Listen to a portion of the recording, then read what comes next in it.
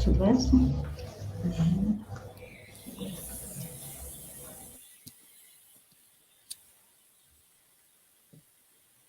Olá, muito boa noite a todos, companheiros e companheiras que conversa com nós, assiste a gente agora aqui pela TV PT. Muito obrigado a todos que estão aqui acompanhando a gente pelos vários Facebooks que estão transmitindo. Hoje um momento especial para a gente aqui do Partido dos Trabalhadores do Paraná, recebendo aqui a visita dos meus colegas parlamentares, o nosso líder do Congresso, deputado federal Enio Verri, da bancada do PT, nosso deputado federal Zeca Dirceu, deputado estadual professor Lemos, a deputada Luciana Rafaim, em especial aqui, uma grande pessoa, um grande companheiro nosso, deputado federal por São Paulo, ex-ministro da Saúde, médico, infectologista, Alexandre Padilha, que vai debater com a gente aqui hoje a saúde pública e essa pandemia. É mais uma ação aqui do Partido dos Trabalhadores no estado do Paraná, para colocar você a par da situação, para a gente contextualizar você de tudo que vem acontecendo nessa pandemia e apresentar as nossas soluções, os nossos projetos, o nosso trabalho em prol do povo paranaense. Aqui no Paraná, Padilha, a gente sofre que, além da pandemia sobre o coronavírus, a gente tem aqui aquela SRARG, Síndrome Respiratória Aguda Não Identificada, num volume muito maior que as mortes do coronavírus. Hoje atingiu em torno de 1.300 pessoas mortas por SRARG, contra 400 e poucas de coronavírus. Então, assim, a gente tem um cenário bem contundente. Eu queria que você, durante toda a sua apresentação, se sinta em casa, primeiramente. Muito obrigado por ter aceito o nosso convite. Eu sei que seu tempo é escasso, você é uma grande autoridade, referência nacional sobre esse aspecto sanitário da crise, mas aqui o debate vai ser sanitário na sua pessoa e nós vamos também atingir o social, o econômico e a crise política que assola o nosso país. Para dar as boas-vindas para a gente, deputada Luciana Rafaim, nossa companheira de bancada. Bem-vinda, Luciana, boa noite. Boa noite, Arilson, nosso deputado estadual e também presidente do nosso partido. Luciana está sem som, Luciana. Eu estou ouvindo. Eu estou com som. Está ouvindo? Está ouvindo. Boa noite, Arilson. Está me ouvindo agora, Arilson? Cumprimentar, então, Arilson, nosso deputado estadual, também presidente do nosso partido, presidente estadual, o deputado professor Lemos, nosso líder da oposição, com muito carinho, nossa saudação aqui ao deputado Zeca, nosso deputado do federal, e também, que tem muito representado também a região nossa aqui do sudoeste do Paraná, lá em Brasília. O Enio, nosso líder da bancada lá na Câmara, parabéns aí pelo posto agora assumido, deputado Enio, tivemos a alegria de conviver na Assembleia Legislativa também, um mandato de deputado estadual, com muito carinho, saudação ao Padilha, nosso deputado federal, mas também nosso ex-ministro, muito saudade, Padilha, do seu tempo como ministro da Saúde, que tinha essa preocupação com os municípios do interior. Falo porque pertenço aqui à região sudoeste do Paraná, essa região que é composta de 42 municípios, e que hoje a gente vive uma angústia muito grande, uma ansiedade muito grande desse momento da crise do coronavírus. Também dizer, Arilson, que parabenizar você por essa iniciativa, que é um momento importante para debatermos aqui. Hoje, eu acredito que todos os paranaenses, né, e o povo brasileiro, de uma forma geral, vive essa insegurança desse momento das três crises que nós estamos passando. A crise sanitária, a crise econômica e também a crise política, principalmente nessa última semana aí, dos fatos novos que aconteceram, mas de uma maneira especial, o debate de hoje é justamente a questão da Covid-19, que tem preocupado muito, e eu queria aqui ressaltar a importância do Padilha estar participando conosco, porque no governo Lula houve essa preocupação muito grande de levar para o interior a medicina, inclusive não só com mais médicos, mas os novos cursos de medicina, fazendo com que as pessoas tivessem mais oportunidade de poder participar, e com isso o nosso governo com toda certeza, estaria muito preparado para enfrentar essa pandemia que nós estamos passando agora.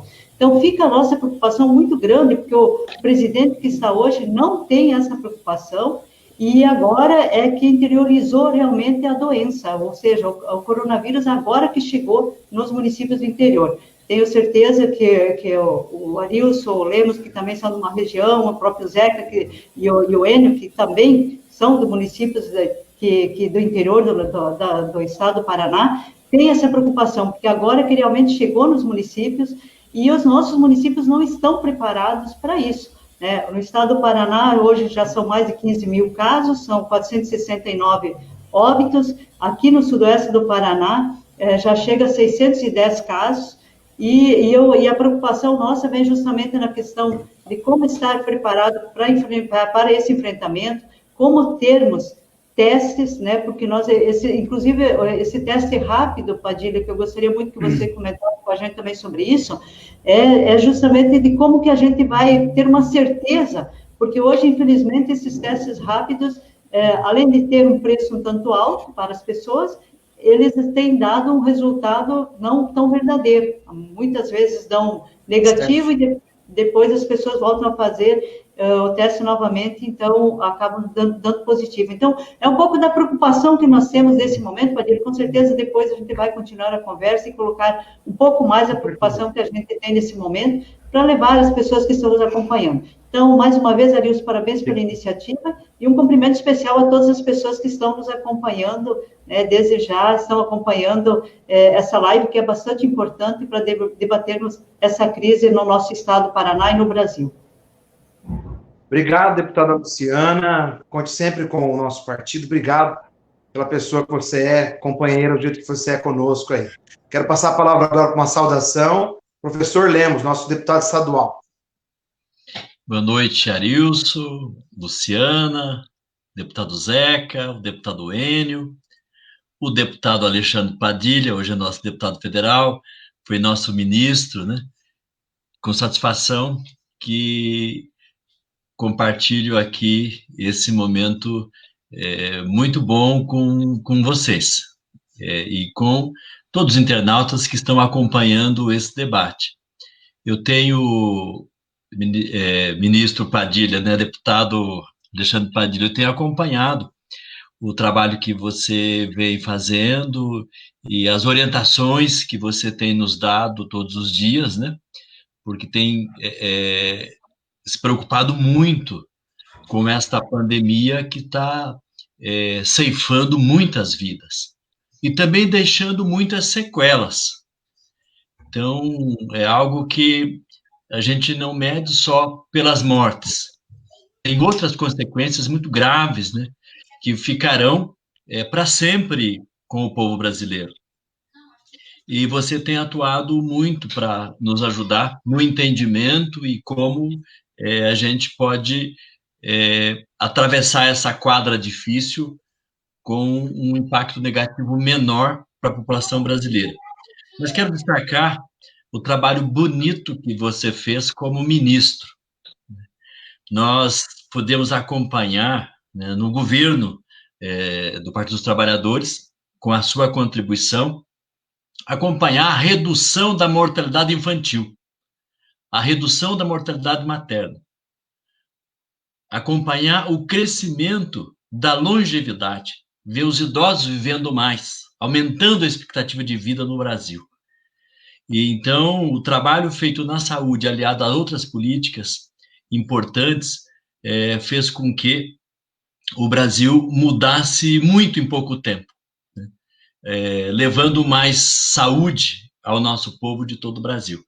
Então, não podia deixar de lembrar esse momento bom que o Brasil viveu com você no comando e ajudando a gente a proteger vidas, né?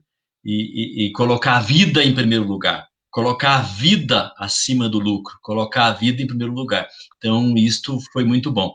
Quero agradecer muito a sua participação conosco hoje aqui no Paraná. Estamos aqui com parte da nossa bancada federal e parte da nossa bancada estadual do Paraná, com muito orgulho de ter você conosco aqui. Um grande e forte abraço a todos os companheiros e companheiras, a você e a todos os que acompanham esse debate. Obrigado, Lemos. Obrigado, professor Lemos. Quero agradecer o internauta que segue a gente, curte a gente. Vou pedir para você que está vendo a gente agora, compartilhe essa live para distribuir mais informações dos outros companheiros. Quero também aqui deixar que está faltando aqui conosco aqui a deputada federal Gleice Hoffmann, que já tinha um compromisso, e o deputado estadual Tadeu Venere, que também já tinha um outro compromisso, não puderam estar conosco aqui hoje. Dando sequência à saudação, quero passar a palavra aqui para o nosso deputado federal, líder do PT no Congresso, deputado Enio Verrio. Enio, seja bem-vindo, boa noite. Boa noite, Arilson. Muito obrigado pelo convite, é um prazer estar aqui com vocês. Minha companheira, amiga Luciana Rafaim, muitas saudades de você, Luciana, dos nossos bate-papos, dos nossos debates. Professor Lemos, grande prazer, temos debatido o Paraná inteiro aí, rodando o Paraná com os nossos encontros. Cumprimentar também o deputado federal Zeca Dirceu, vice-líder da minoria na Câmara dos Deputados, parabenizá-lo. Ontem ele completou 42 anos, é um garoto ainda. E também cumprimentar o meu amigo Alexandre Padilha. Padilha é uma figura que, além de toda a sua história, que o Lemos muito bem lembrou, você, Arilson, e você também, Luciana, é um grande companheiro na Câmara dos Deputados, é um parceiro nos nossos debates, ele participa e tem uma influência muito grande na Comissão Externa de Enfrentamento à Covid-19, e é uma honra tê-lo aqui, Padilha, até porque você ultimamente aparece mais na Globo do que na Câmara dos Deputados, então uma honra ter um garoto, primeiro que ser do PT, aparecer na Globo é só você mesmo, né? Porque ninguém aparece. Então, para nós é uma honra tê-lo aqui. Outra coisa para dizer também a todos os internautas também que estão nos assistindo, que é um prazer conversar com vocês, e um debate com o Padilha nesse momento é fundamental. Ele é fundamental pela conjuntura que nós estamos vivendo. Nós estamos vivendo, no mundo todo, uma grande crise. Uma crise que eu sempre divido em três partes, que é, primeiro, uma crise sanitária. Afinal de contas, essa pandemia atinge o mundo todo. A partir da crise sanitária e da importância do isolamento social, que por enquanto é o único caminho que existe, apesar do Bolsonaro e seus seguidores acharem o contrário, a única alternativa que temos é o isolamento social. O isolamento social leva a uma outra crise, que é a crise da proteção social. Afinal de contas, se as pessoas vão ficar em casa, elas vão viver do quê? Vão comer o quê? Como as empresas vão sobreviver? E, por fim, temos uma terceira crise mundial, que é a econômica. Afinal de contas, o que vai sobrar do mundo após essa pandemia? Para onde vamos? O que vai ser esse novo normal que será construído a partir dessa pandemia? A diferença, e a deputada Luciana Rafaim colocou muito bem, é que existe uma quarta crise no Brasil, que é a política. Enquanto o mundo enfrenta três, e o mundo todo tem quase a mesma linha de atuação, imprimindo dinheiro, garantindo emprego, garantindo a vida, o Brasil tem um presidente que nega a vida, nega a nação, quer entregar o Estado brasileiro ao grande capital e, principalmente, leva a esse número de mais de 50 mil mortes até agora, não acena de maneira nenhuma para uma alternativa que a ciência possa nos dar nesse momento, não está preocupado mais nada com a economia, com a micro e pequena empresa, com a agricultura familiar. E volto a dizer, se não fosse a Câmara dos Deputados, vou corrigir, se não fosse o Congresso Nacional, e em especial a esquerda, enfrentando nesse momento a incompetência de Bolsonaro e seus ministros, a vida do país estaria muito pior. Eu quero fazer elogio público aqui à bancada do Partido dos Trabalhadores, os 54 parlamentares, cada um em sua área, apresentando um número muito grande de projetos. Nós representamos 26% de todos os projetos apresentados no enfrentamento dessa pandemia, um número muito grande de projetos já aprovados, um número muito grande de projetos que devem ser aprovados ainda essa semana. Por que isso? Por que estão sendo aprovados? Porque quem sabe enfrentar a crise é a esquerda. Não há alternativa para sair da crise que não seja a intervenção do Estado, o Estado ampliado, tendo como instrumento as nossas estatais e as nossas políticas públicas. E o que não falta para nós do PT é a experiência em políticas públicas e usar o Estado para a inclusão social, para a redução da desigualdade regional e social. Nesse sentido, ter o Padilha conosco aqui é refletir tudo isso que eu coloquei. Afinal de contas, o Padilha trabalhou em nossos governos do PT, tanto na articulação política como na saúde, e deixou uma história de como podemos dirigir esse país e garantir inclusão social, desenvolvimento econômico, inclusão internacional e respeito. Hoje, o Brasil não tem respeito do resto do mundo, não faz nenhuma política de inclusão social e aprofunda as diferenças regionais e sociais. Tenho medo de pensar o que será do Brasil nessa transição pós-pandemia. Aliás, a pauta das reuniões que eu e o Padilha tivemos hoje com o presidente Lula de manhã e as outras no decorrer do dia, todas as pautas, a primeira coisa que perguntavam era: tá, qual o projeto pós-pandemia? Porque o que vai sobrar desse país é muito pouco. Uma coisa que eu ouvi muito essa semana que passou em Brasília, de partidos de direita: o Brasil não resiste até 2022 com o Bolsonaro presidente. Não há como, ou pelo número de mortos, ou pela fome, pela miséria, pelo desespero da população, mas a desesperança é o que marca o nosso país hoje. Ao mesmo tempo que vivemos essa crise, temos um desafio que quero encerrar aqui nesse debate. O desafio da gente e saber que a alternativa passa pelo Partido dos Trabalhadores e pelas disputas que teremos em 2020 e 2022. Será um prazer continuar o debate com vocês. Obrigado, deputado Enio Verri, nosso líder no Congresso, da bancada do PT. Quero convidar agora para a saudação dele, o nosso deputado federal, Zeca Dirceu, que também já foi prefeito do Cruzeiro do Oeste, vem debatendo junto com a gente aí o tema do coronavírus, da pandemia, em seus vários aspectos. E uma coisa importante que ele coloca, depois a gente vai perguntar para a Padilha, quando a gente fala pós-pandemia, que período que a gente pensa que termina a pandemia ou que sairemos um pouco, viu, Padilha? Essa é uma pergunta que é para você. Zeca, boa noite, seja bem-vindo, Zeca. Boa noite, saudação especial aos internautas que estão aqui curtindo, comentando e compartilhando essa nossa transmissão ao vivo. A TV PT Paraná está de parabéns, tem tido uma programação permanente. Um abraço aí ao Martim, a toda a equipe de comunicação, a Ana e as demais pessoas que estão colaborando. Escolheram muito bem o tema e escolheram bem o convidado.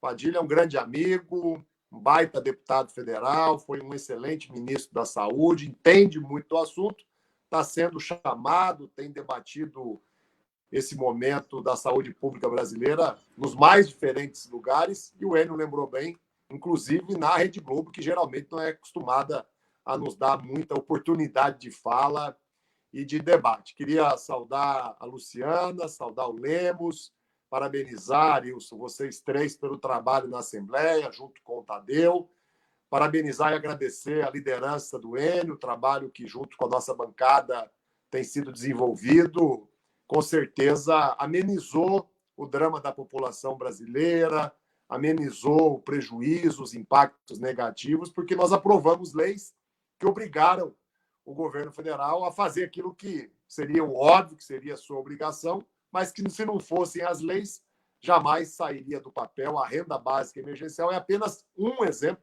de muitos que a gente poderia aqui citar. Padilha, no Paraná, muitas mortes pelo coronavírus, mas também já há muito tempo, muitas mortes em relação à dengue. Queria que você falasse um pouco das experiências que você viveu no Ministério da Saúde, das alternativas, das ações que o Paraná pode e precisa adotar para também enfrentar esse outro mal, esse outro problema que está aqui tirando muitas vidas. E queria reforçar o pedido que você falasse por que dessa diferença de números, o que está acontecendo, no Paraná, para a gente ter um número tão maior do que o número que já é grande, que já é questionável, do Brasil, de SARG, de Síndrome Aguda Respiratória Grave. Eu estou cada vez mais convencido que no Paraná, apesar dos bons números, nós temos aqui números ainda mais falhos do que aqueles que têm sido apresentados em todo o Brasil, em relação à pandemia do coronavírus. Então, que você falasse um pouquinho, Padilha, sobre esses dois assuntos, a questão dos testes, dos números, toda essa história da SARG, dos casos de coronavírus não detectáveis, das subnotificações, e falasse também um pouco da dengue, que, é claro, tem relação direta com essa destruição, esse retrocesso que a gente tem visto no SUS e que tem uma relação direta também com a emenda constitucional 95, que criou esse maldito, né, teto de gastos públicos. Depois conte aí, Padilha, quanto que tiraram da saúde do golpe do impeachment para cá e quanto que esse dinheiro poderia estar ajudando o Paraná a enfrentar a dengue e estar ajudando o Brasil a enfrentar o coronavírus. Vamos lá, pessoal, vamos debater, vamos ouvir o Padilha. Padilha, como o Zeca coloca aí, o Enio colocou bem, o Lemos, a Luciana, a gente passa por N fatores, né? Desde momentos econômicos aí turbulentos, político por causa da gestão Bolsonaro, sanitário com o que aconteceu, desmonte da rede de proteção social. E aqui eu sempre coloco nas nossas lives de bate-papo. Nenhum governante inventou o vírus, criou o vírus, é responsável pelo surgimento mesmo. Mas a forma de enfrentar essa pandemia, com certeza, pode piorar ou melhorar. No caso do Brasil e aqui do Paraná também, tem se agravado a situação pela forma de atuação do governo federal Bolsonaro com o governo Ratinho Júnior, que é um governo casado, de papel passado em cartório e tudo. Boa noite, Padilha. Padilha, fica aqui a tua consideração. Bem-vindo e muito obrigado pela oportunidade de debater com uma pessoa tão culta e experiente no assunto como você. Seja bem-vindo, nosso ministro. Boa noite, Arilson, nosso presidente do PT do Paraná. Boa noite ao meu líder da bancada do Partido dos Trabalhadores, meu companheiro Enio Verri. Agradecer em nome dos dois aí o convite do PT do Paraná para participar dessa conversa com cada um e cada um de vocês. Um abraço a quem nos acompanha aí pela internet. Um grande abraço no Zeca Dirceu, meu colega de bancada, que conheço desde a época. Conheço o Zeca antes, mas institucionalmente desde a época que ele era prefeito do Cruzeiro do Oeste. Um grande abraço ao professor Lemos, um grande abraço a Luciana, nossos deputado estadual.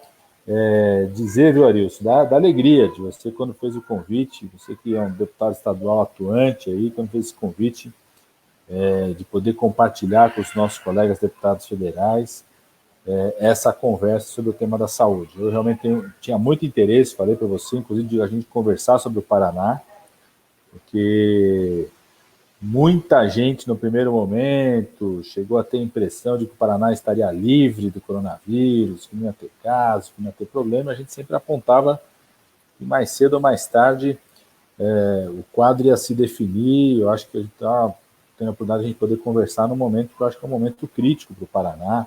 Curitiba está revendo algumas das suas decisões que tinha tomado, está crescendo o número de casos no interior do estado, então acho que é um momento muito bom para a gente poder conversar. Infelizmente, o Brasil vive a sua maior tragédia humana. Chegamos nesse fim de semana a mais de 50 mil mortos confirmados, mais de 1 milhão de casos confirmados. O Brasil hoje é o segundo número de casos, segundo número de mortes, e é o 109º, abaixo de 100, entre os países, de acordo com o número de testes para cada 1 milhão de habitantes. Então, essa é uma questão fundamental a gente compreender. Primeiro que a gente vive a nossa maior tragédia humana, né? Para vocês terem ideia, a gente estava falando da dengue, o Zé comentando da dengue. O pior ano da dengue, nos últimos 20 anos, no pior ano morreram 900 pessoas, no ano inteiro, no pior ano da dengue.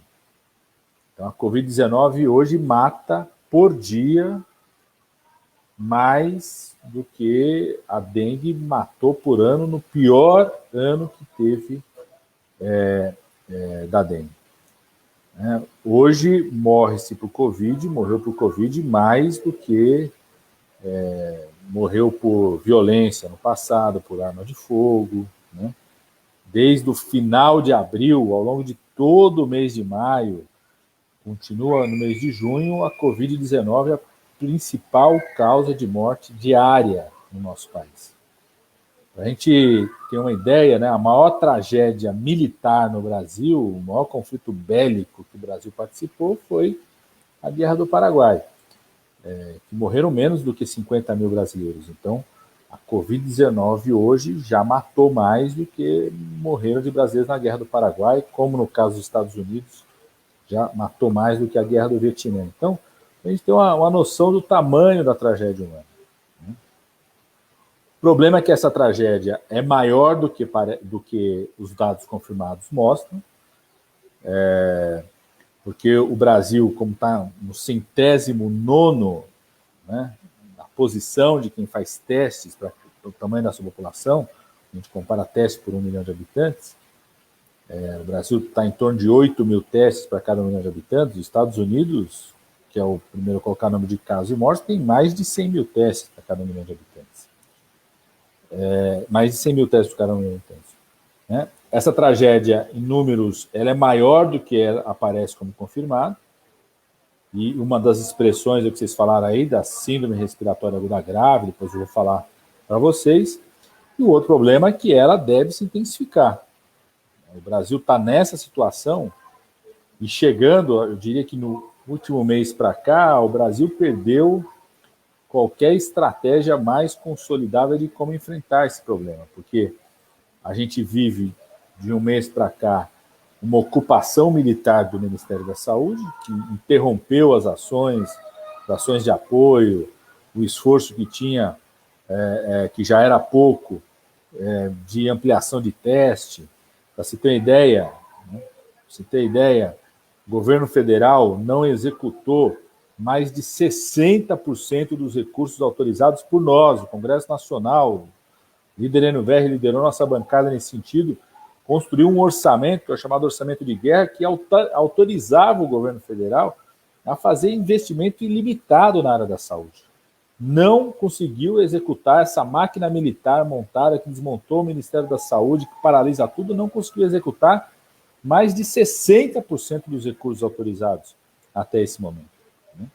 Então, nos últimos 30 dias, nós temos uma paralisação ainda maior das ações do Ministério da Saúde, que já era fraco, que já era lento, já estava aquém da necessidade, se intensificou com essa ocupação militar do Ministério da Saúde, né? E os governos estaduais e municipais, vários deles começaram a se submeter à pressão, à lógica dos donos de comércio, dos empresários, né? Muitos deles são empresários que vão trabalhar de helicóptero, de carro próprio, chegam lá na sala, a sala está toda fechada, né? E dane-se o que acontece com o trabalhador do comércio que vai lá, vai estar em contato com outras pessoas, pega o ônibus lotado para ir para trabalhar, pega a situação toda de transporte coletivo, almoça lá no refeitório, né? Todo mundo junto, né? Então, já é a nossa maior tragédia humana. Certamente o número de mortes e de casos é muito maior do que nós temos confirmados. A tendência hoje, infelizmente, é só se intensificar, só piorar essa realidade sanitária. Né? E a gente afirma essa coisa de que a gente tem muito mais casos e muito mais óbitos do que aqueles confirmados. Né? E falando, dialogando com vocês puxaram aí sobre a síndrome respiratória aguda grave. Um primeiro indicador disso é a quantidade de aumento de óbitos por essa síndrome respiratória aguda grave. O que é isso? Isso é uma coisa criada durante os nossos governos, governo Lula, Dilma. Quando eu estava no Ministério, a gente criou esse sistema de informação a partir daquela outra pandemia que teve, a H1N1, a chamada gripe suína, que o pessoal falava, em 2009 e 2010. Nós desenvolvemos, então, ali naquele momento, um sistema de informação para buscar identificar o crescimento desses casos, a gripe, como que estava acontecendo, para chamar alerta quando começa a circular mais casos de gripe. E a gente criou esse conceito à época, que é quando uma pessoa precisa de internação, ela está com quadro gripal, está com tosse, está nariz escorrendo, falta de ar, vai para o hospital, interna, e o médico tem que colocar lá um diagnóstico. Como ele não sabe ainda qual que é o diagnóstico firmado, ele não tem lá um exame que diz qual que é o vírus, qual que é a bactéria, quando ele não tem isso definido, ele tem que registrar como síndrome respiratória aguda grave. E essa informação vai direto para o Ministério da Saúde, no sistema coordenado pela Fiocruz. Na época, a gente já colocou na Fiocruz para ter um grau de independência, sofisticação, agilidade, inclusive acompanhamento acadêmico de pesquisadores desse sistema, e ele que chama o alerta para a gente, ele que chama a atenção. E ele chama a atenção também da situação de óbitos que não tem um exame confirmando esses óbitos, né? No mês de maio, por exemplo, a cidade de Curitiba tinha, para cada óbito confirmado por Covid-19, ela tinha 9 por síndrome respiratória aguda grave sem o agente confirmado. Era uma das que tinha mais. A que tinha mais era Campo Grande, que tinha em torno de 11, depois Palmas, Curitiba, estava em torno de 9, depois vinha Porto Alegre em torno de 8. Né? Então, desde o começo, isso chama muito a atenção do que está acontecendo em Curitiba e no Paraná, e certamente isso tem a ver com a baixa testagem que é feita. Se tem uma baixa testagem no país inteiro, tem alguns estados onde essa testagem é ainda menor, e que leva uma falsa impressão, inclusive no município, de que não chegou Covid-19 lá, ou que tem poucos casos, né? Então, esse é um primeiro dado que chama muita atenção. O número de óbitos por síndrome respiratória aguda grave, quer dizer, Curitiba, no mês de maio, era 9-1 em Curitiba. Cada caso confirmado de óbito por Covid, você tinha 9 de síndrome respiratória aguda grave não confirmados. Significa que todos eles são Covid-19? Todos não. Mas em vários lugares tem dados 60%, 48%, 50%, 70% por Covid-19. Então, isso aponta, né? Nacionalmente, varia os estudos, mas a gente acredita que tem de 35% a 65% a mais de óbitos por Covid-19 do que aquilo que está confirmado. Só para vocês terem ideia, a gente tem 50 mil casos de óbitos confirmados e 21 mil óbitos em investigação, que nós chamamos, ou seja, a pessoa morreu, né, infelizmente, não tinha o exame de Covid feito, vários estão colhidos, o exame está esperando o resultado do exame da Covid-19, então você tem 21 mil casos de óbitos em investigação nesse momento no país, com chances, né, de que pelo menos metade deles sejam de fato Covid-19. Então, esse é um primeiro indício, esse é um primeiro indicador de que existe uma profunda subnotificação no país. Tem um outro indicador, que é o seguinte: a gente começa a fazer o que a gente chama dos inquéritos sorológicos. O que é isso? Você colhe sangue das pessoas, de um certo número de pessoas numa cidade, numa região, você vai lá, colhe o sangue para ver se essa pessoa teve contato ou não com o vírus, se ele já desenvolveu o anticorpo, que é uma substância que o corpo produz para defesa desse vírus. Né? Então, o pessoal chamado IgM e IgG. E nós estamos fazendo inquéritos sorológicos no país. Quem coordena isso é a Universidade Federal de Pelotas, lá no Rio Grande do Sul, feito no país inteiro, são mais de 90 cidades em todo o país. É feito assim cada 15 dias, né, com uma amostra de população, e está apontando o quê? No país inteiro nós temos de 2% a 3% da população infectada. Isso no último inquérito feito há mais ou menos 15 dias atrás, né? Isso daria, então, mais de 4 milhões, né, de 4 a 6 milhões de brasileiros infectados e não 1 milhão que nós temos, né? Isso é um número que assusta do ponto de vista da quantidade, nós teríamos de 4 a 6 milhões a mais de brasileiros, mas também é um número que assusta ainda mais, porque é o seguinte: a estratégia de genocidas como o Bolsonaro já falou isso, ele diz o seguinte, ó, tem que deixar o povo se infectar, tem que todo mundo voltar a trabalhar, circular, o Bolsonaro faz aglomeração, vai para lá sem máscara, não tem preocupação de ninguém, porque ele fala o seguinte, ó, isso aqui só vai parar quando chegar a 70%, 80% das pessoas infectadas. Esse é o discurso de vários genocidas. O Trump fazia esse discurso no começo. No Reino Unido, o Boris Johnson, que é o primeiro-ministro, fazia o mesmo discurso, que é outro líder de ultradireita. O que esse dado do inquérito sorológico traz para a gente? É que, se é para chegar a 70% a 80%, significa hoje, no Brasil, uma tragédia que é 30 vezes maior do que nós temos hoje, porque nós estamos com 2% de população infectada. Mesmo Nova York, que teve aquela tragédia toda que todo mundo viu, apareceu na TV, tudo, quando terminou o momento mais crítico da tragédia em Nova York, dava 20% a 25% da população infectada. Ou seja, chegar a 70%, 80% é uma tragédia 4 vezes maior do que teve em Nova York. Manaus, hoje tem 20% da população infectada. Todo mundo viu o colapso que foi em Manaus. Fortaleza tem 12% da população infectada, todo mundo viu a situação dos leitos de UTI. Rio de Janeiro tem em torno de 7% da população infectada hoje, não tem mais leito de UTI para as pessoas, então precisa ter uma tragédia 10 vezes maior do que isso. Então, para a gente ter uma ideia, né, da situação, ou seja, nós vivemos a maior tragédia humana e tudo indica que ela pode piorar. Deve piorar, deve se intensificar. Sobretudo porque eu acho que no último período o Brasil perdeu uma estratégia geral, tanto no plano nacional quanto os governos estaduais. O que está acontecendo em vários locais é uma situação absurda, né? Eu não sou contra a gente fazer um planejamento de reabertura. Pelo contrário, eu acho que a gente precisa definir um planejamento para isso, até para dar perspectiva para as pessoas, para os empresários, para os pequenos e médios empresários, para os trabalhadores, para o pessoal da área da educação, né? Dar uma perspectiva de como que vai ser o planejamento disso.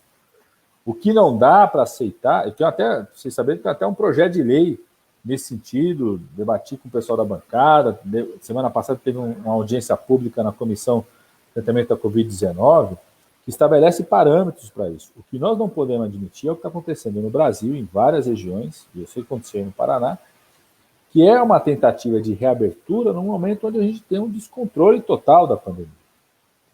Isso, de um lado, vai aumentar a pressão para o serviço de saúde, porque mais gente vai se infectar rapidamente, vai pressionar as UTIs, vai pressionar os leitos, como já está pressionando. Vamos lembrar que quando você toma uma medida, por exemplo, quando uma cidade toma uma medida seguinte, vou reabrir o comércio hoje, o impacto você vai ver sobre novos casos, o crescimento demora de 14 a 21 dias. Então, em geral, você vai ver esse impacto 2 a 3 semanas depois. Se já viu o impacto antes, é porque já estava em crescimento antes. Por exemplo, aqui no estado de São Paulo, teve regiões que o governo do estado abriu, uma semana depois teve que fechar, ou seja, foi a maior prova de que não podia abrir de jeito nenhum naquele momento, porque se em uma semana já cresceu, é porque já estava crescendo antes e não tinha sido identificado. Então, nós precisamos de um planejamento desse processo de reabertura, porque senão daqui a pouco a gente nem vai salvar a vida e nem vai recuperar a economia. Porque chega uma hora, se começa o vai e vem, efeito sanfona, né, um acordeon aí, como muita gente fala no Paraná, daqui a pouco nem o dono do comércio, o prefeito vai abrir, o dono começa, tenho dúvida se eu vou abrir, vai ficar com medo, porque se começa um efeito vai e vem, as pessoas não conseguem nem se planejar em relação a isso. E uma coisa a gente tem que convencer os atores econômicos, né? Não existe possibilidade de recuperação da economia sem ter uma segurança sanitária. E isso, o Enio, que é o nosso grande economista lá da bancada, isso vai virar fator de risco de investimento. É igual, não existe capacidade de... Ninguém investe num lugar que você não sabe a lei, não tem segurança jurídica, não sabe como é o ambiente econômico. Ninguém vai investir sem saber qual que é o ambiente sanitário de um país ou de uma região, porque isso parou o mundo. Isso parou o mundo, paralisou o mundo. Então é muito grave essa situação, a gente precisa ter muito cuidado em relação a isso, e eu acho que a gente vai... nós estamos vivendo uma situação. E essa talvez seja uma das questões mais graves para o Brasil, com a presença de Bolsonaro. Bolsonaro é um ator hoje que, além de estar sendo responsável pela maior tragédia humana no nosso país, quem fala isso não somos nós, apenas como deputados de oposição. Quem falou isso foi a ONU. Fizemos uma denúncia à ONU, eu e os outros 2 ex-ministros, o companheiro Humberto Costa, o companheiro Arthur Quioro, dessa postura do Bolsonaro. O relatório da ONU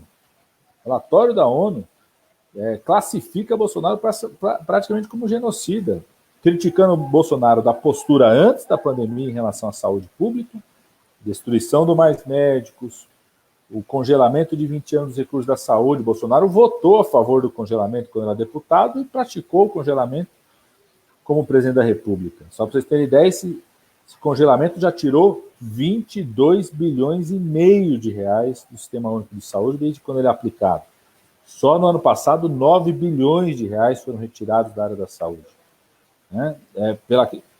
Então, considerado como genocida pela manutenção do congelamento, pela destruição do Mais Médicos, pela destruição das várias políticas do SUS, deixou o SUS mais frágil para enfrentar a pandemia e quando a pandemia vem, começou a ter uma postura de desrespeitar a autoridade sanitária, disputar com os governos locais, disputar com gestores do SUS, e na semana passada para cá, inclusive, incitar a violência, né? Incitar que seus seguidores, sua horda violenta, invadam hospitais, façam uma invasão de hospitais, com um discurso que é para denunciar, que é para registrar, mas na verdade é fazer uma inibição dos trabalhadores de saúde, desrespeitar os trabalhadores que estão na ponta. Quando ele está dizendo que está sendo fabricado o número de mortes, ou seja, ele está acusando o médico de fazer um atestado de óbito falso, está acusando os enfermeiros, fisioterapeutas, técnicos de enfermagem de preencherem coisas erradas no prontuário e colocando a população, a sua horda violenta contra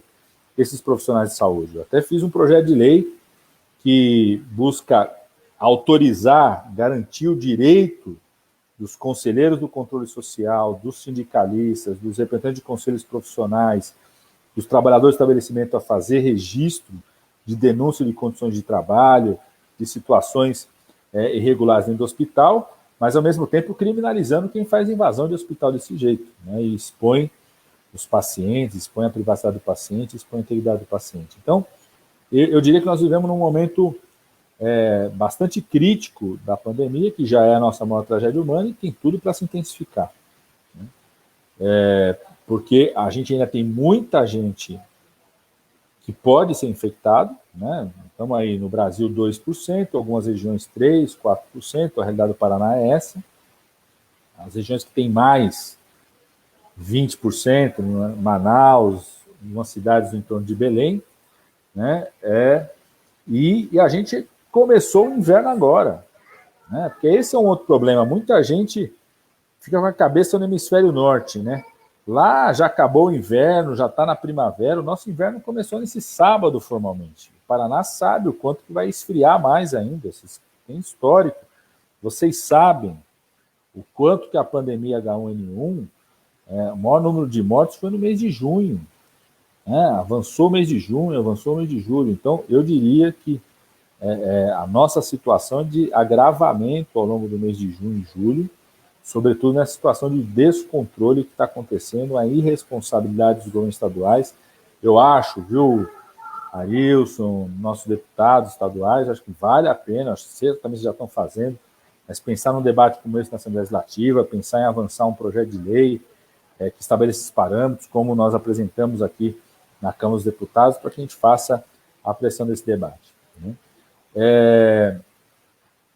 Tem um impacto muito importante da pandemia, como já disse o nosso líder Enio, né, o impacto econômico, a questão política, a questão sanitária, e eu estou muito preocupado com o impacto educacional. Estou conversando com o nosso deputado estadual, nosso professor, representante do setor da educação, porque aquilo que está sendo ofertado para os alunos das redes públicas, né, sejam redes públicas municipais ou rede pública estadual, na sua grande maioria das situações, está muito aquém e está aumentando a distância de conhecimento, de aproveitamento, às vezes de questões básicas como alimentação escolar, aumentando a distância entre alunos de rede privada e alunos da rede pública. Eu falo um pouco aqui da realidade do Estado de São Paulo, por exemplo.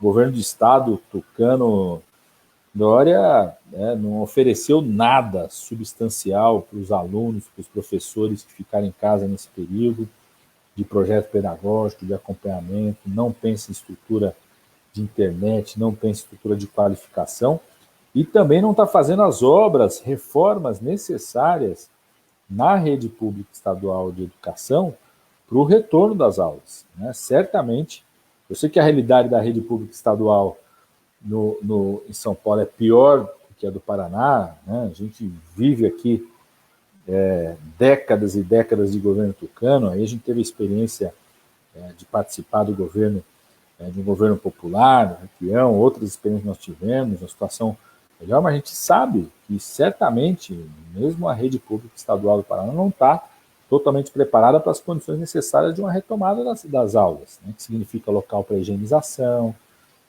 ventilação adequada nas salas, número de alunos por sala, preparação dos professores, proteção dos professores, renovação do quadro de professores, poder contratar, fazer concurso, botar mais professores por sala, né? Se vocês pensarem, né, o setor educacional na Europa está voltando em alguns lugares com 4 alunos por sala, 10 alunos por sala, né? Uma realidade completamente diferente da nossa. E isso me preocupa muito porque, eu queria relembrar aqui todo mundo, a pandemia do H1N1 durou o ano de 2009 e 2010, foram 14 meses de pandemia declarada. E ali tinha vacina eficaz e tinha medicamento eficaz. Tinha um medicamento comprovado que reduzia a mortalidade no caso da gripe H1N1, que é o medicamento que a gente usa até hoje, e tinha vacina eficaz também. Então tinha todas as condições para você combater, mesmo assim durou cerca de 14 meses. Quero dizer que, provavelmente, a minha aposta hoje, a minha avaliação, não é só minha, embora eu seja médico infectologista, mas de vários especialistas, que a gente vai ter uma pandemia que vai durar mais tempo. Eu apostaria que ela dura até 2022. Significa que a gente vai ter que ficar trancado, Arilson, né? Esse ano que vem, o tempo todo? Não quero deixar todo mundo desesperado em relação a isso. Nós vamos viver momentos de maior distanciamento.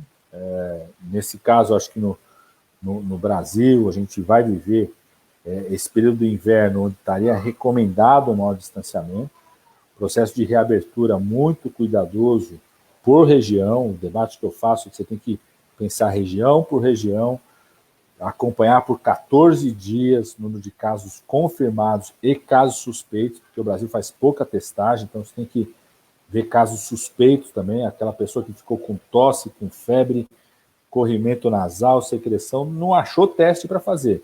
Ela é classificada como suspeita, então você acompanhar a redução de casos confirmados suspeitos por pelo menos 14 dias para pensar as fases de reabertura. É isso que o mundo está fazendo, né?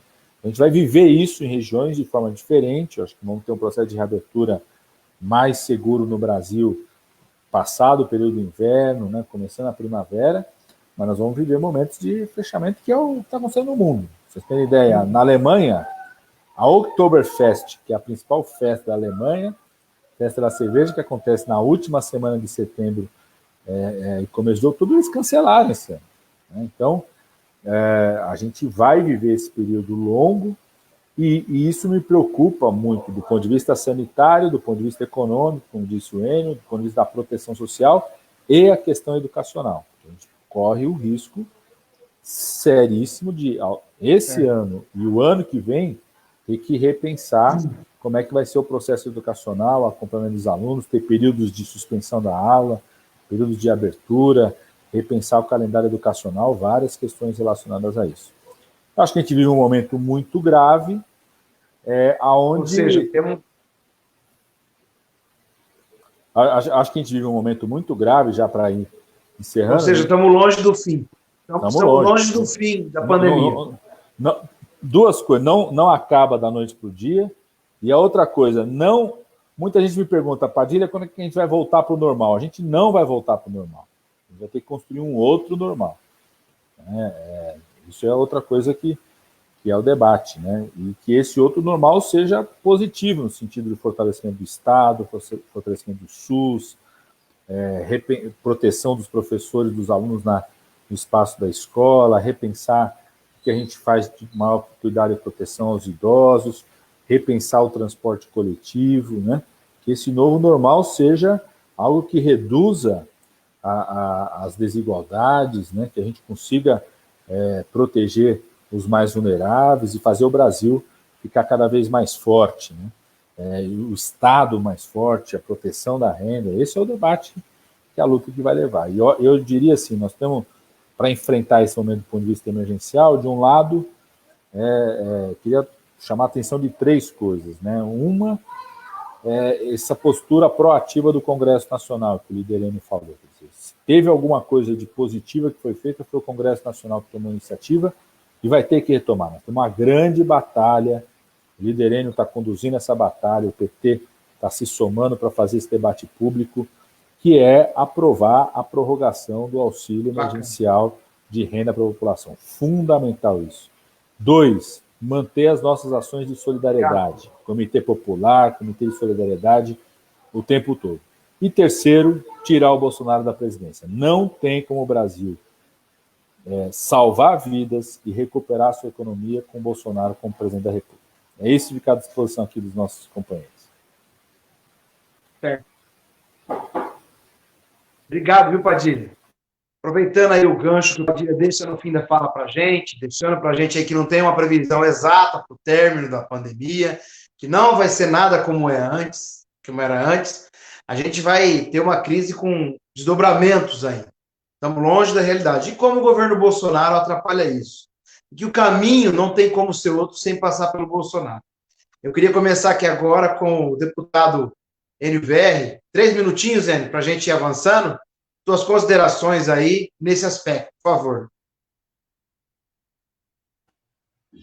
Arilson, internautas, falar depois do Padilha não é fácil, né? Porque esse negócio de médico se meter na economia só atrapalha a gente, né? Olha, o cara faz uma análise dessa, sobra pouco.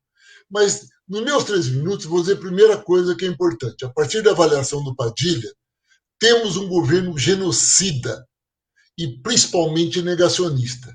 Está provado, o próprio FMI, a Fundação Getúlio Vargas do Brasil prova que, pro final, na conta final, é muito mais barato para o país fazer isolamento social, garantir os R$600 por mais tempo e recuperar a economia lenta e gradual do que fazer como está fazendo. Vai, volta, tem gente que não consegue parar, tem gente que, se quiser comer, tem que continuar trabalhando. Isso, além de aumentar o número de mortos, vai aumentar a crise econômica. Ou seja, é genocida porque é irresponsável com a vida da população. Um outro aspecto é que nós vivemos numa república, portanto, com os 3 poderes, executivo, legislativo e judiciário, e o executivo, que é aquele que executa, não cumpre o seu papel.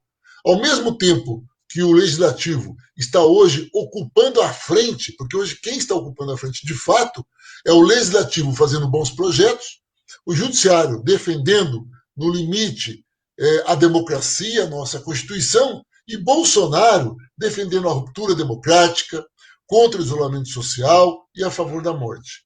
Eu quero dizer de forma muito rápida alguns aspectos. Nós aprovamos o orçamento de guerra, porque o orçamento de guerra não tem receita, só tem despesa. Portanto, não tem limite, não tem emenda constitucional 95, pode gastar à vontade. E Bolsonaro não faz.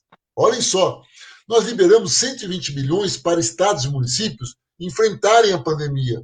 Ele cortou para 60 bilhões, num acordo que fez com o Senado, e não liberou ainda 28% desse total que estados e municípios estão desesperados, precisando do recurso. Havia um fundo financeiro de 8,6 bi, que era uma medida provisória, nós aprovamos acabar com o fundo, pegar esse dinheiro e destinar para estados e municípios para enfrentar a pandemia. O que ele fez? Pegou o dinheiro, vetou o destino do dinheiro, que era para estados e municípios, e pôs o dinheiro no caixa, na mão do Paulo Guedes, para financiar os bancos. E, por fim, uma coisa fundamental, e o Arilson fala muito sobre isso, mas eu ouço muito o Lemos e a Luciana também, fala muito nos debates, a micro e pequena empresa. Olha, que 72% de empregos no Brasil é micro e pequena empresa. Nós aprovamos na Câmara e no Senado um projeto muito bom para a micro e pequena empresa, com juros de 5% ao ano, 8 meses de carência. Olha só, foi por unanimidade. O que é que Bolsonaro fez? Vetou a carência. Se não tem carência, por que adianta o micro pequeno empresário pegar o dinheiro se daqui 30 dias tem que pagar? A economia não voltou. Então, na verdade, nós temos um presidente irresponsável, incompetente e sem a menor sensibilidade social. Por isso, não há outra alternativa, como o deputado Padilha colocou, com muita competência, a não ser o impeachment. O impeachment é a alternativa que resta para enfrentarmos a pandemia, para encontrar alternativas a esse país. É claro que para nós, tirar o capitão e colocar o general não muda muito.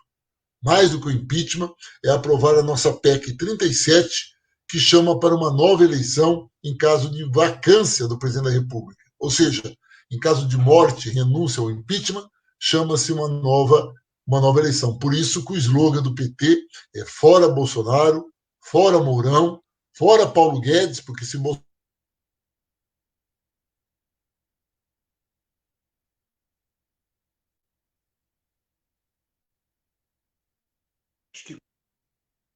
Cortou o som do Enio, bem no final da sua conclusão. Mas tá bom, eu obrigado. Gostaria já de chamar em seguida. Eu gostaria de conversar agora com o deputado Zeca Dirceu. Zeca, ele levanta aspectos importantes, que o problema não é só financeiro, mas de execução, de orçamento, de gestão, de fazer a máquina funcionar. Aliado a uma fala do Padilha, que é um debate que você já puxou no Paraná, que é sobre a questão da SRAG. Segundo o Padilha, de 50% a 65% das SRAGs não identificadas podem ser Covid. A gente tem um problema de execução e um problema de subnotificação. Quais serão as nossas saídas, Zeca?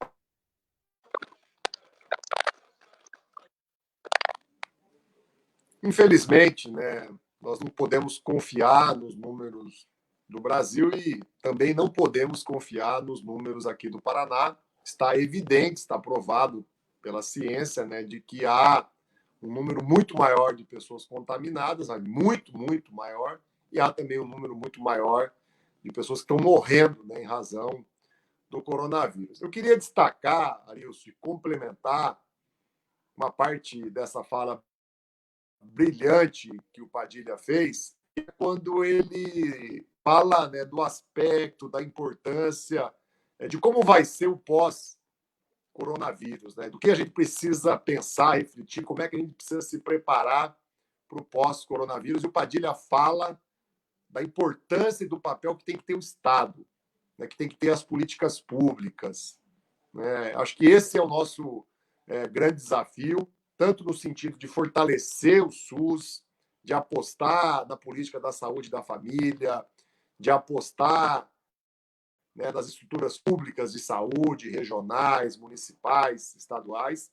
E também eu queria destacar, nessa visão do papel que o Estado vai ter, né, para esse novo mundo que está surgindo, tão complexo, tão incerto, tão difícil, destacar o papel da educação. Né? Nós vamos ter um desafio ainda maior com a educação, nós vamos ter uma necessidade de investimento ainda maior, até pelas questões sanitárias, em relação à educação. E o coronavírus abriu flancos, né, para aqueles que olham só a educação como uma coisa monetária, uma oportunidade de ter lucro. Né? O ensino à distância, o ensino remoto, o homeschooling, né? O ensino em casa, né? Os mecanismos que vão sendo tramados, né, para tirar o foco daquilo que para nós é essencial, que é a educação pública, de qualidade, de gratuito, são muitos. Então, eu queria aqui chamar, né, a campanha que a gente está puxando essa semana, já desde a semana passada, do Vota Fundeb, e da reflexão que nós temos que fazer sobre o papel necessário do Estado e o papel necessário da educação. Até porque dentro da educação está a pesquisa, está a ciência, está a tecnologia, está as nossas universidades, está os nossos institutos federais, os nossos pesquisadores. Então, que a gente cada vez mais se convença da necessidade de um orçamento maior para apoiar as ações de Estado que, de fato, mexem com a vida das pessoas. Sem dúvida nenhuma, a saúde e a educação merecem todo esse destaque. E o modelo da política econômica, porque como é que vai dar mais dinheiro para a educação e para a saúde? Deixando de lado essa política que só dá dinheiro para os bancos, para os banqueiros, né? Essa política que o Paulo Guedes repetiu, né, o modelo do Fernando Henrique, o modelo do Temer, numa versão muito piorada que tantos maus já fez para o Brasil em 2019 e continua fazendo agora em 2020. Eram essas minhas palavras. Agradecer quem está aí curtindo, comentando, compartilhando e parabenizar a direção estadual do partido, a nossa bancada de deputados estaduais e a TV PT Paraná, que mais uma vez trouxe aí conteúdo de qualidade nessa brilhante análise do Padilha. Obrigado, Zeca. Já dando sequência, o Zeca e o Padilha levantou um tema muito importante que é educação. E fala também da necessidade de a gente discutir o Fundeb, de aumentar isso, de aumentar o valor do repasse do Fundeb, de aumentar a perspectiva da educação. E coloca, Lemos, que são prioridades políticas, ou seja, são escolhas. A gente está nesse patamar de crise, nessa intensidade por conta de escolha política do atual governo. Qual a sua avaliação, professor Lemos? Mais uma vez, quero cumprimentar todos os nossos amigos e amigas, internautas que estão acompanhando o debate, parabenizar todas as falas, em especial a fala do deputado Alexandre Padilha, médico, né, e ex-ministro da Saúde, que nos brindou hoje com uma fala muito importante a respeito desta pandemia e também das consequências, né, que ela traz para toda a população. E ele, inclusive, entrou também no tema da educação, falando das consequências e como podemos sair desta pandemia com um menor prejuízo para a educação.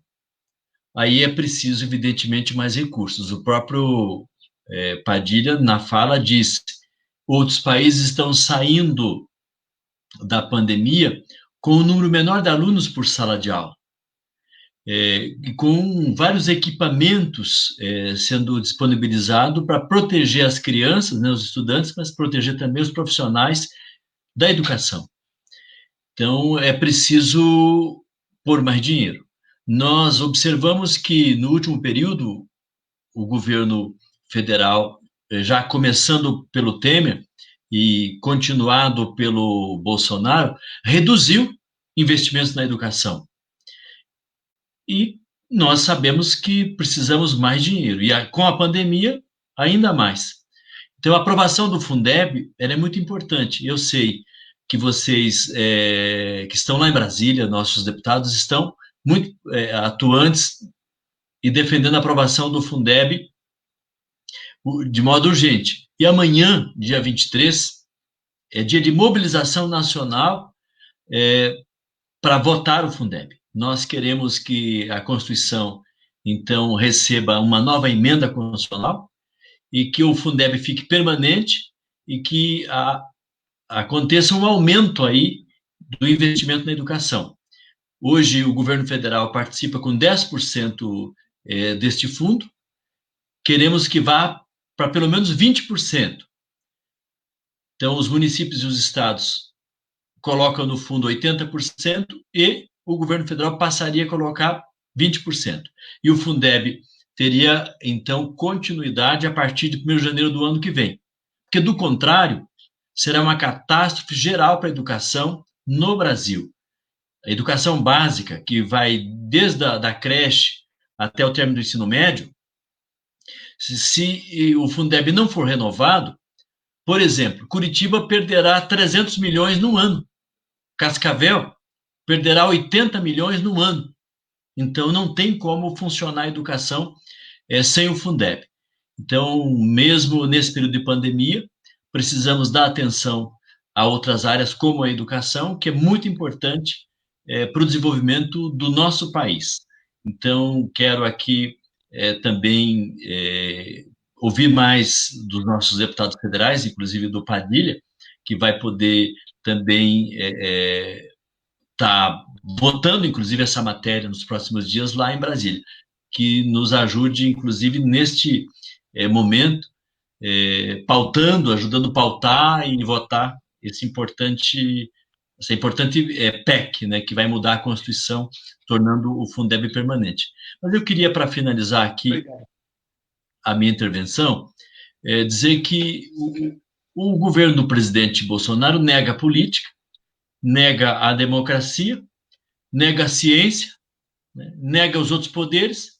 Ele quer instalar o caos para poder se livrar dos outros poderes e instituir um governo totalitário. Tem que ser barrado, porque isto se faz com defensores da eugenia, os eugenistas. Foi assim no fascismo, foi assim no nazismo, e não pode prevalecer no Brasil, porque o que eles pregam é algo inadmissível no mundo de hoje. Precisamos parar esse movimento que prega um governo totalitário. Isto não faz bem para nenhum povo em nenhum lugar do mundo. E aqui no Brasil nós não podemos deixar esse pessoal avançar contra o interesse do povo brasileiro. Então, e a pandemia, ela deixou isso muito nítido, a forma como o Bolsonaro tem tratado a pandemia. Obrigado, professor Lemos. Obrigado pelas palavras. Luciana, como é colocado aí por todos, a gente sabe das dimensões da crise. Ela não avança simplesmente para um setor econômico, nem só para um grupo de pessoas, ou uma região, como Padilha colocou, que no Paraná chega de forma até mais tardia. Tardia no entendimento e na concepção do que é essa pandemia, na minha avaliação, e a gente viu isso de perto no Paraná, né, Luciana, que o governo demorou de tomar algumas medidas e também tentou, de alguma forma, distorcer a realidade que agora, com essa aula que o Padilha deu para a gente aqui, né, a gente pode chegar a um número, infelizmente, muito maior. O que você pensa, Luciana, sobre todo esse contexto? Então, Arilson, primeiro, parabenizar o Padilha pela bonita explanação, é importante, nós, com certeza, todos nós aprendemos bastante, junto com o Padilha, na sua fala, nesses dados que nos foi repassado, e aumentou ainda mais a preocupação que nós tínhamos, né? A questão a nível nacional e também de Estado.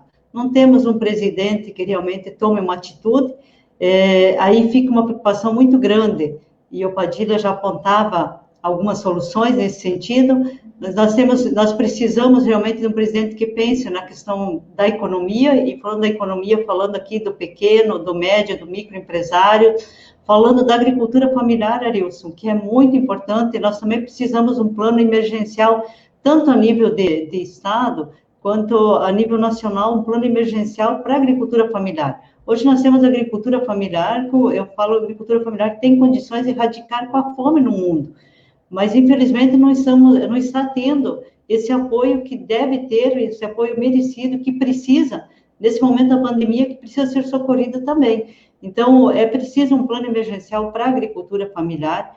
É importante dizer aqui que na questão do coronavírus, pelo que sentimos, o Brasil realmente sai atrasado nesse processo, teve tempo de se preparar, porque já acontecia isso nos outros países, já quando começou na China, ainda no ano passado, o Brasil não se preparou, porque o governo realmente não acreditava, como ainda não acredita no coronavírus. Então, a gente lamenta que essa forma do governo pensar e de subestimar o coronavírus que já levou, então, a 51 mil óbitos, mais de 51 mil óbitos. Então, nesse sentido, até nossa solidariedade também a todas as famílias, né, que perderam familiares pelo coronavírus. É importante também dizer que na questão do coronavírus nós precisamos de algumas ações imediatas, ações que realmente vão para o enfrentamento do coronavírus. Aí a questão de compra de equipamentos, dos respiradores, dos testes em massas, é o que é fundamental para nós. Nós precisamos dos testes em massas aí nas unidades de saúde, nos hospitais, nas empresas. Nós temos casos aqui na região sudoeste, inclusive do Paraná, os maiores casos se dão em grandes empresas. Aí tem casos nos frigoríficos. Então, nós precisamos de testes em massas para que a gente possa ir prevenindo e evitar esse contágio maior. Nesse sentido, Arilson, nós temos algumas ações que nós precisamos cobrar mais do Estado. É aquilo que você mesmo comentava, né? Infelizmente, o governo do Estado também não está tendo nenhuma atitude, pensa muito parecido, ou praticamente igual com o governo federal, não defende a questão do Estado forte, defende a questão do Estado mínimo, e se nós não tivermos um Estado forte, nós não vamos ter um SUS forte. Nós precisamos o descongelamento da emenda constitucional 95, nós precisamos de recursos na saúde para realmente enfrentar o coronavírus nesse momento, para poder salvar vidas no Paraná e no Brasil. E essa é uma questão de atitude que nós esperamos do presidente e esperamos também do governador do estado do Paraná. E junto com isso, só reforçar também, Arilson, o que o deputado professor Lemos coloca aqui, a importância da aprovação do Fundeb, nós precisamos garantir esses recursos, e a preocupação que temos, como o Padilha mesmo disse, com relação à educação, nesse momento o que está acontecendo a educação à distância, nós sabemos que existe a desigualdade social, e por isso a nossa preocupação realmente como o resultado desse aprendizado por parte dos alunos, sendo que a maioria não tem condições de acompanhar as aulas porque não tem internet. O nosso abraço, Arilson, obrigado pela oportunidade, o nosso abraço a todos os companheiros deputados que participaram junto conosco nessa live, e também não quero deixar aqui de lembrar e mandar um abraço, nosso parabéns, nosso reconhecimento a todos os profissionais de saúde, que são as pessoas que são expostas diretamente ao coronavírus, mas estão ali dando a sua vida para salvar a nossa. Um abraço, Arilson, muito obrigado. Obrigado a você, deputada Luciana. Antes de passar para o Padilha fazer as considerações finais e a gente encerrar a live, eu quero agradecer você que esteve aí com a gente, comentou, curtiu, compartilhou. As páginas parceiras aí, além do PT Paraná, o PT na LEP, o PT de Curitiba, o PT Paulista, o PT de São Paulo, e principalmente você, Padilha, que nos brindou hoje aí com uma aula muito para além de questão sanitária, uma aula política de como trata o coronavírus. A gente vê uma conjunção de fatores econômicos na questão da condução da política econômica do país, sociais, do desmonte da proteção social que existia nos governos Dilma e Lula, que construímos, do qual você foi ministro, fez um grande trabalho, e na questão do entendimento de saúde pública, de como fazer enfrentamento, de como construir políticas públicas para o povo. Então, quero, em nome do PT do Paraná, te agradecer, passar para você aqui para fazer as considerações finais. E, Padilha, pelo jeito, a pouca testagem, a subnotificação e a interpretação dada são pontos cruciais e fundamentais para a gente não ter dimensão exata que é essa pandemia, até quando ela vai e como poder superar no campo sanitário esse problema. Obrigado, Padilha. Eu que agradeço, Arilson. Eu que recebi uma aula aqui com os nossos companheiros, deputado federal Enio Verri, Zeca Dirceu, deputado professor Lemos, deputada Luciana Faim, você como deputado estadual. Eu que estou ouvindo mais da realidade do Paraná, aprendendo aqui. Eu que agradeço. E acho que nós estamos num momento decisivo, né? Primeiro, de proteger os trabalhadores. Então, do ponto de vista da saúde, né? Se tem uma coisa que nenhum secretário, nenhum ministro pode dormir tranquilo sem saber se todos os seus trabalhadores da saúde, trabalhadores do setor funerário, motoristas de ônibus estão protegidos.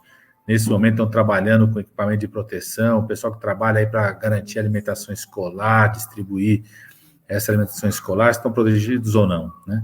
Segundo, essa coisa da testagem, né, que a Luciana falou tanto, assim, da importância disso, né, e a gente precisa mobilizar tudo que nós podemos mobilizar, as universidades, os laboratórios, os institutos federais, todos eles estão à disposição. Precisa do Ministério da Saúde, o Ministério da Educação, o Ministério da Ciência e Tecnologia, o governo do estado, mobilizar esse pessoal para ajudar a ampliar a capacidade de testagem no país e nos nossos estados. Terceiro, retomar o Mais Médicos, como todo mundo falou, é uma luta forte lá na Câmara dos Deputados, do Enio e do Zeca, não só dos médicos estrangeiros, mas dos médicos brasileiros. Nós temos 15 mil médicos brasileiros formados no exterior que estão à disposição do governo brasileiro, atuaram no Mais Médicos, poderiam estar cuidando do nosso povo e não são chamados pelo Ministério da Saúde. E quarto, mais critério, mais cuidado, mais preocupação com proteção à vida nos processos de reabertura. Ninguém vai recuperar a economia se não passar segurança sanitária para os empresários, para os pequenos e médios empresários, para os trabalhadores e para os investidores internacionais. Eu acho que esse é um desafio enorme para nós, essa coisa de fazer uma abertura sanfona, acordeon, vai e volta, vai só gerar insegurança. Quero agradecer muito, viu, seu nome, Arilson, em nome do nosso líder, Enio Verri, a gente poder estar aqui juntos e ouvir um pouco mais da realidade do Paraná. Um grande abraço.